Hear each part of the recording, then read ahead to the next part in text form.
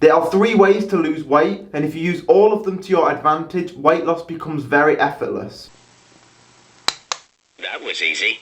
This video is targeted more towards beginners, but if you're intermediate or a little more advanced, this is still going to help you because it simplifies everything and just breaks it down real easy. The first way to lose weight is by exercising. Exercise helps you lose weight in 2 different ways. Either while you're performing a certain exercise because you're burning calories to perform that exercise, or even after your workout. So up to 48 hours after a workout, your body is still going to be recovering that muscle. And that muscle that you've worked will require calories to keep repairing and regrow. Now, it's very important to remember that exercise won't work unless you're utilizing tip number 3, but more on that later. You might be now wondering what is the best type of exercise to do to burn calories. There are a few different ways we can go with this, but I don't recommend doing exercise necessarily with the goal of burning calories because it's ineffective. Unless you're going to do stupid amounts of cardio, you're not going to burn that many calories from doing any type of exercise. Now, it will help, but the way that you lose body fat and get lean is not by doing tons and tons of exercise. It really depends on what your goal is. So for example, if your goal is to build muscle, then you will need to start weight training. At the end of this video, I will leave a link for you so you can get started with weight training if you don't know what to do or don't know where to start. But I really believe weight training is the best type of exercise, not just for burning calories, which you do burn some calories while weight training and also after weight training, but you also increase the amount of calories that you can eat over time.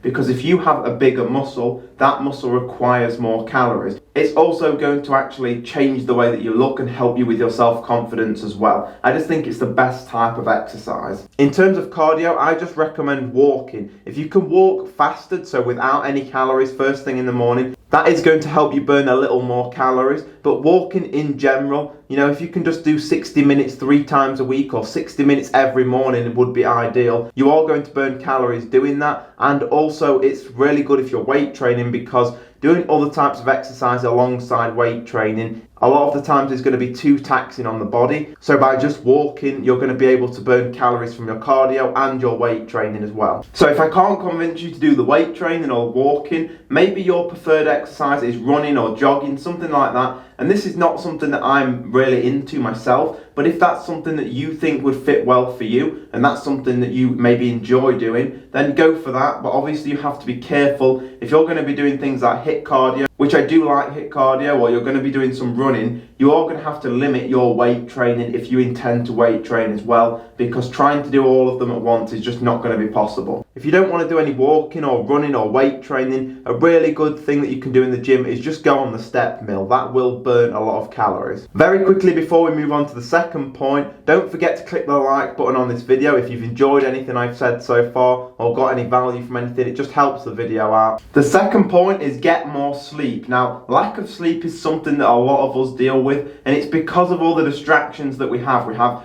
phones and laptops and Netflix and all sorts of different technology, and the issue with that is you end up staying up later. We have so many more things to do and you miss out on sleep. This happens to a lot of people, and a lot of people are sleep deprived. Not only will sleep help you build muscle, which is very important, but for the purpose of this video, to put it very simply, the more sleep you get, the more body fat you'll burn. For many reasons, but we're going to talk about 2 main reasons. The first one is because if you are sleeping more hours in the day, that means you have less hours that you're awake, which means you're going to eat less. The other thing has to do with your hormones. So there's 2 hormones, one's called ghrelin, one's called leptin. They're both hunger hormones. If you have lack of sleep, and this is not the only 2 hormones, but this is just the 2 we're focusing on for this video for fat loss. If you have less sleep, what's going to happen is those hormones are going to be increased. So if you have 5-6 hours of sleep, what's going to happen is you're going to have higher hunger hormones, which is going to signal to your body that you need to eat more food, which most people are going to give in to those cravings, and you're going to start eating more as a result of having lack of sleep.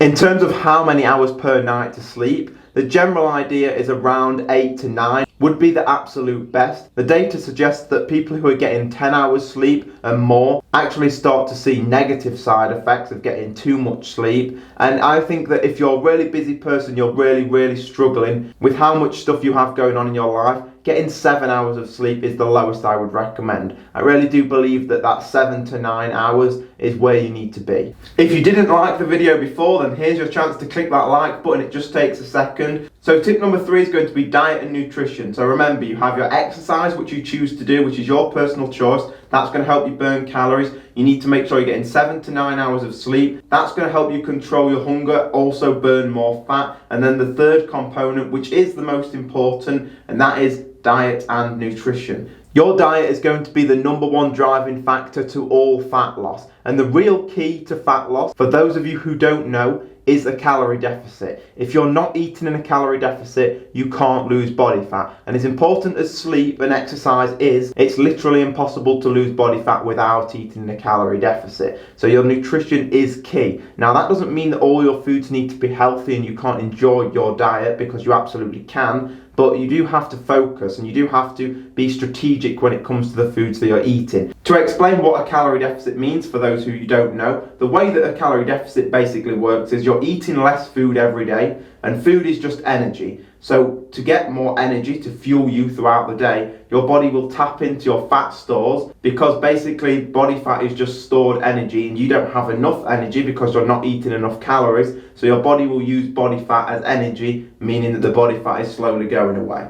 Just to emphasize how important nutrition is, you can see someone in the gym, and most of you will see this. You'll see somebody exercising intensely who's overweight or obese. They're sweating, they look like they're working hard, but they don't make any progress. You see them week in and week out, and they always look the same. They're always in that same shape. The reason is because they're exercising, they may be sleeping well, but they're not focusing on their nutrition. And the beauty about focusing on your nutrition is, if you really wanted to, not that I would recommend this, but you could actually have 7 hours of sleep per night, do no exercise, and if you ate in a calorie deficit, you could still lose body fat. Of course, we're going to get best results when we're utilizing all 3 together. That's the point of this video. But let me show you how you can work out how to eat in a calorie deficit. And then real quick, we're going to talk about the second part of nutrition, which is very important. And don't forget the video I've got for you at the end of this video. So basically, the way you work out your calorie deficit for you is to take your body weight in pounds and multiply that by 10. If you eat that many calories per day, you will lose body fat. So the second part of nutrition is creating a sustainable nutrition plan, but getting rid of a lot of the junk food, cleaning up your diet. Because although eating in a calorie deficit is the most important thing, the types of foods that you eat also matters as well. If you're eating a lot of junk food, you're going to have less energy. Your energy will fluctuate throughout the day, so you'll be tired one minute and up the next minute, depending on how much sugar you've eaten. All of those types of things, not to mention that you're going to cause so many other issues down the line, health issues. But the key is to make your diet or your nutrition plan sustainable. So 80 to 90% of your foods should be nutrient-dense foods. That basically means they're not processed foods. So for example, things like almond butter, coconut oil, potatoes, sweet potatoes, pasta, foods that are tasty but aren't highly processed, like cereals and sugars and grains and things like that. Things like lean meats and eggs are also going to count as nutrient-dense foods. So most of your diet should be that. But then 10 to 20% of your calories throughout the day can still be some chocolate or something that you enjoy. And as long as you fit that into a calorie deficit, it's going to make it enjoyable and sustainable. If you look on the screen right now, there's that video that I promised you. If you want to learn how to build 10 pounds of muscle, this video will show you exactly how to do it with a free training program at the end of that video.